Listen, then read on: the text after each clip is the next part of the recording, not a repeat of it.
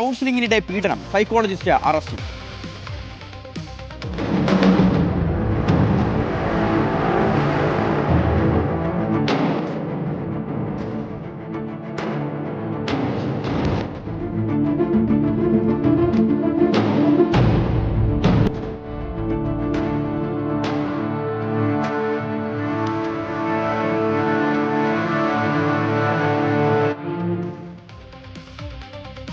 തിരുവനന്തപുരം വർക്കലയിലാണ് കൗൺസിലിംഗിന് വന്ന പ്രായപൂർത്തിയാകാത്തൊരു പെൺകുട്ടിയെ ലൈംഗികമായി പീഡിപ്പിച്ച സൈക്കോളജിസ്റ്റ് അറസ്റ്റിലായത്. കൊല്ലം മയ്യനാട് സ്വദേശിയാണ് ഇയാൾ. സന്തോഷ് സുകുമാരൻ എന്നാണ് ഇയാളുടെ പേര്. ഇയാളാണ് അറസ്റ്റിലായത്. 7ാം ക്ലാസ്സിൽ പഠിക്കുന്ന സമയം മുതൽ ആശുപത്രിയിൽ കൗൺസിലിംഗിന് എത്തിയിരുന്ന പെൺകുട്ടിയാണ് പീഡനത്തിന് ഇരയാക്കിയത്. 10ാം ക്ലാസ്സിൽ എത്തിയപ്പോൾ കുട്ടിയുടെ നഗ്നചിത്രങ്ങൾ എടുത്തും പ്രതിയുടെ നഗ്നചിത്രങ്ങൾ കാണിച്ചും പീഡനത്തിന് ഇരയാക്കി.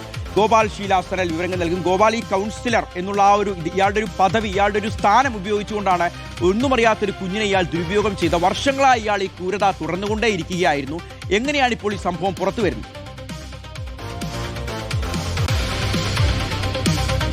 ഷിഹാസ്, ഈ സംഭവം പുറത്തു വരുന്നത് കുട്ടിയുടെ സ്വഭാവത്തിലെ മാറ്റം കണ്ട് രക്ഷകർത്താക്കൾ ഈ കുഞ്ഞിനെ മറ്റൊരു സൈക്കോളജിസ്റ്റിന്റെ അടുത്ത് കൗൺസിലിങ്ങിന് കൊണ്ടുപോയി. അങ്ങനെ ആ കൗൺസിലിങ്ങിനിടയിലാണ് ആ കുഞ്ഞ് ഇക്കാര്യങ്ങളെല്ലാം തന്നെ തുറന്നു പറയുന്നത്. തിരുവനന്തപുരം വർക്കലയിലെ ഒരു സ്വകാര്യ ആശുപത്രിയിൽ കഴിഞ്ഞ 6 വർഷത്തോളമായി സൈക്കോളജിസ്റ്റായി ജോലി ചെയ്യുവാണ് ഈ പിടിയിലായ സന്തോഷ് സുകുമാരൻ. 7ാം ക്ലാസ് മുതൽ ഈ കുട്ടി ഇവിടെ കൗൺസിലിങ്ങിന് വരുന്നുണ്ട്. അമ്മയൊപ്പം വരുന്ന കുട്ടിയെ ഈ അമ്മയെ പുറത്ത് നിർത്തിയ ശേഷം കുട്ടിയെ മാത്രം മുറിക്കുള്ളിലേക്ക് കയറ്റുകയും അവിടെ വെച്ച് ഇയാൾ ലൈംഗികമായി ഈ കുഞ്ഞിനെ ഉപദ്രവിക്കുകയുമായിരുന്നു.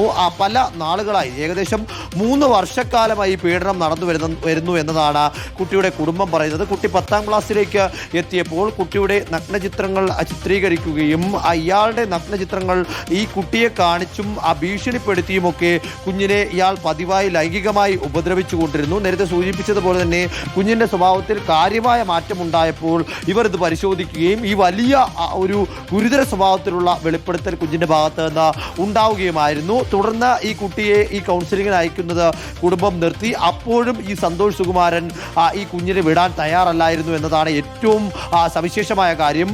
കാരണം ഇയാൾ പലതവണ ഈ കുടുംബത്തെ വിളിച്ചു, എന്തുകൊണ്ട് ഈ കുട്ടിയെ കൗൺസിലിങ്ങിന് കൊണ്ടുവരുന്നില്ല, ഉടനടി കുട്ടിയെ കൗൺസിലിങ്ങിന് കൊണ്ടുവരണം, എന്നാൽ മാത്രമേ കുട്ടിയുടെ സ്വഭാവ നിലയും മാനസിക നിലയും ഒക്കെ ശരിയാക്കിയെടുക്കാൻ കഴിയുകയുള്ളൂ എന്നൊക്കെ പറഞ്ഞ് പലതവണ ഇയാൾ ഈ കുടുംബത്തെ വിളിച്ചു. ഇതോടുകൂടിയാണ് വർക്കല പോലീസിൽ പരാതിയുമായി കുടുംബം സമീപിക്കുന്നത്. തുടർന്ന് പോലീസ് അന്വേഷണം ആരംഭിച്ചു എന്ന വിവരം അറിഞ്ഞതിനെ തുടർന്ന് സന്തോഷ് സുകുമാരൻ അവിടെ നിന്ന് ഒളിവിൽ പോവുകയായിരുന്നു.